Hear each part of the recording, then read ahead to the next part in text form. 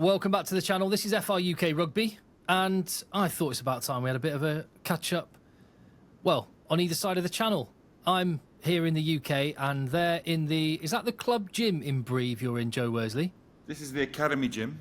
Our analyst is currently in the other gym, and he's put the music on so loud I had to bail into here, unfortunately. What's the heaviest set of dumbbells in your gym? 70. What? Yeah. But I think they had to get extra dumbbells in for Andrew Sheridan when I was younger. When we were with England, they had like 90s or 95s for him.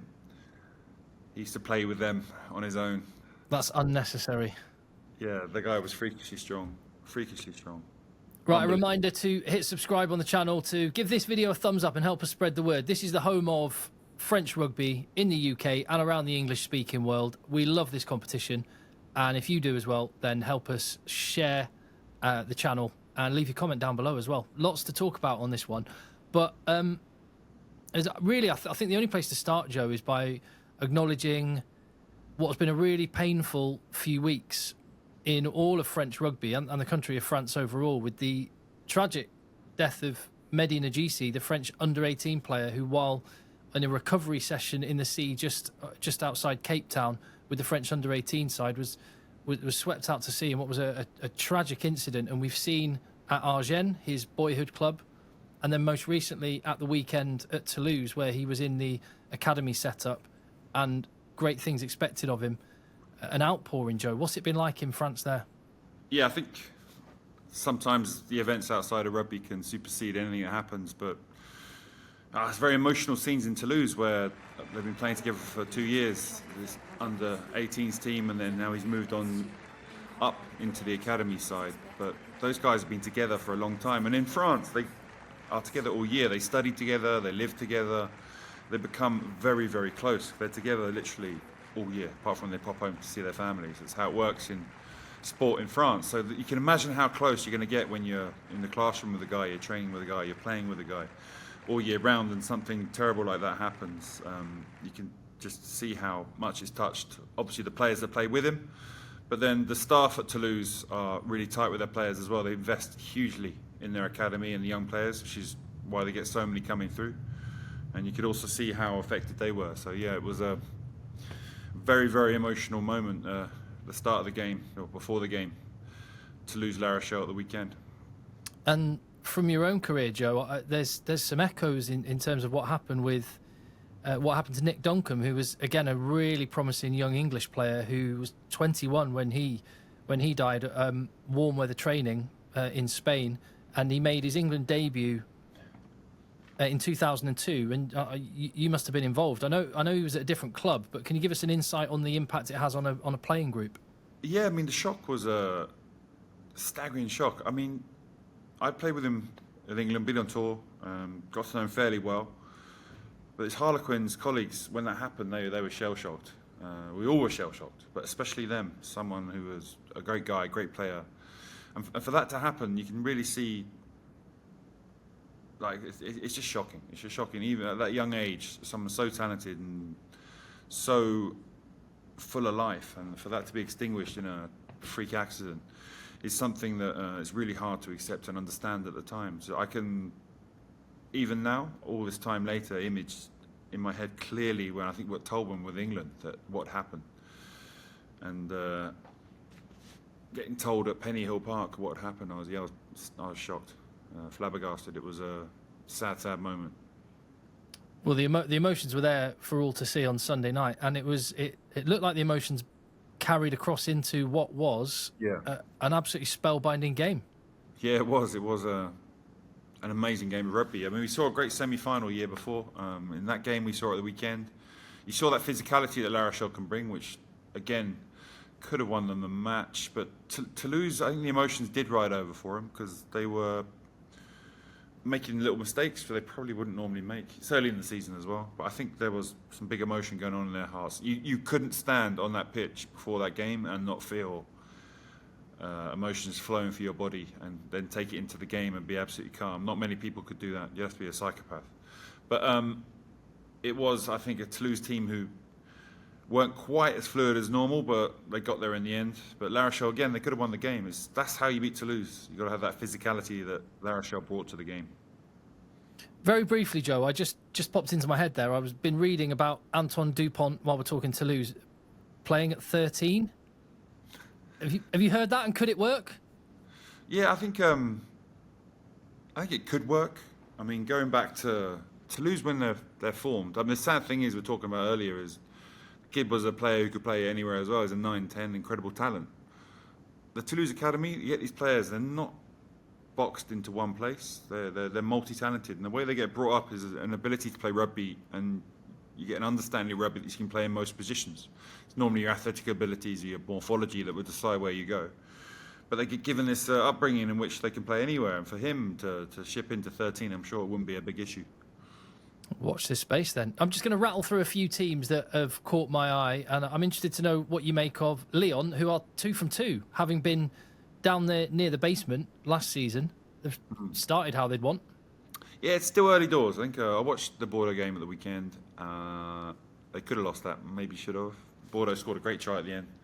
They gave away a dumbass penalty to lose it on the bell. So they're still not the finished product. It's still too early to tell whether they're a team that's going to be changed. John O'Gibbs has got involved during the summer, who's a very experienced coach. He's consulting a bit, doing it from distance, so he's not having a huge effect, but maybe he'll steady a ship that was rocking before. So Lyon certainly looking a bit better, but they're losing Niniashvili, the fullback who does so much for them. One of the X-Factor players, again at the weekend, created so much. He's going to La Rochelle now as well. Mm-hmm. So I think when players are leaving, players like him, you got to say, okay, what's going on? That's big. Yeah, Legaric and Niniashvili going to La Rochelle next. Yeah. Can you imagine that? Drop the X-Factor players in that pot.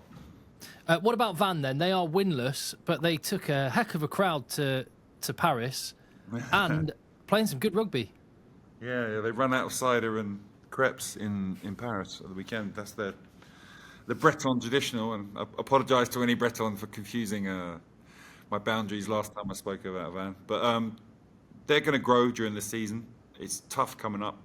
It's tough. You can't recruit until the last minute. You can't big up your squad. So they got some good recruits in. The squad is already really talented. So hopefully every week we'll see them competing more and more and more. They played Stade Francais, who last year a team who tried to crush people with very, very old school rugby. This year they're trying to expand what they do and have more attacking threat. So it created a game that created a lot of points. But Van were more competitive. Against Toulouse off the bat, that was a tougher one. Right, let's keep it. I want to keep some tabs on the Brits abroad. You've got Courtney Laws and Ross Moriarty, among others, under your watch there at Brive. But what have you seen of Owen Farrell? Saw Henry Arundel scoring a great try, but how's Owen Farrell settled in at Racing from your perspective? He missed a few weeks of the pre-season, towards the end of the pre-season, and didn't play in the friendly game in which we beat them. But he's been having a huge effect there by all accounts, from talking to people about what he's been up to. Not just on the pitch, the energy and the competitiveness he brings into an environment. He's been trying to instill that there. In a steady game. Steady away, I think, is the words people have used for him in the first 2 games. So he's not rocking the boat in terms of how they're playing yet. I'm sure he will at some point. Mm. But he's making moves behind the scenes. Ribeye, I think his nickname is now captain of Toulon. So I imagine his French is better than it was. In the absence of a couple of players, he was made captain recently. So that just shows you how much impact he's had. And it'd be great talking to him at some point about his French experience he's had in the last couple of years, because I'd love to talk to him and the Toulouse boys, because there's a fair few boys there. And they're having a big impact at Toulon at the moment. I've heard that for sure. Billy Villapola started in a win for Montpellier on the opening weekend with Sam Simmons on the bench. Stuart Hogg also made his debut. On the field, things going all right for him and them? Yes, I think Stuart on the field, it was okay. I'll be honest, I watched just the highlights of that game, so it's hard to judge a fullback on what he did. But he was a great player. I hope he can bring that to Montpellier. And they played against Perpignan down in another stadium, Béziers Stadium, because of some stadium issue. and they actually lost. When they get away from home, it's not quite the same atmosphere down there. That was a huge shock, because Montpellier, everyone expected this year to be not great, because they've got a young coaching staff and people aren't sure how that's going to work out. We'll have to see. But they've had a decent start for them. One more Brit abroad that obviously there was, well, he's an Irishman, but Joey Carbery scored the winning points, and now he's broken his hand, I think, so he's going to be out for a little bit. But it was good to see him playing again, at least. On him being fit again? We talked about that last time. Yeah. As cover for Jalibert, you bring him in, but yeah, he's had a fair few injuries. Let's hope it's not a sign of someone gets injured a lot, because they're going to need someone like him to step 100%. up and play well all season. They could have won that game at Lyon, like I said. But one more name I want to mention, because he's been linked with a potential. Well, in fact, there's two guys that are currently coaching in France, Paul Gustard, and one that's off the radar, but I know him from playing. We played uni rugby together. We were both in the back row together. Joe Alabt, both been linked with a defence coach position with England. Yeah, I was chatting to Joe a few weeks ago about another club that we have mutual friends at. We're talking. Anyway. Backroom rugby, the machinations of what happens in the rugby scenes. So I'd imagine Guzzy, great coach, Joe and both are very close, I think. So we'll have to wait and see what happens there. So I don't know. I heard it's 12-month prohibition on the contract, but as soon as someone wants to leave and everyone knows he's leaving, it's quite hard to maintain a coaching relationship with all the players and bring as much as you can bring. So I'd imagine as soon as possible they try and bring somebody else in, but like contracts, commitments, I don't know how that's possible. Watch this space. Just a quick update from Breeze before we go, Joe. Disappointed the weekend, lost at near the end of the game. We changed the team around, as we do in France, sent some young people who hadn't had a game yet, so they could have won, maybe should have won. But onwards and upwards this week. We've got the local derby in a way, Aurillac, which is only an hour away from here. They're going to be a tasty weekend. There's 15,000 coming to watch, opening a new corporate area. It's going to be an interesting weekend. Just worth reiterating that 15,000 in a second division match. That's attendance that the URC and Premiership would love to see in their leagues, which start this weekend. That's a special league. Yeah, I think this year, the first few weeks, those stats from last year, which have already gone up, have carried on. So yeah, a lot of stadiums are seeing a good number of fans come to watch. Well, another reason to make sure you hit like and subscribe on the channel, and keep an eye out on the channel for the highlights of every round of Pro D2, where Joe's team are in action, Aurillac this weekend. And Joe, I'll let you get off and go and start shifting those 90k dumbbells about, mate.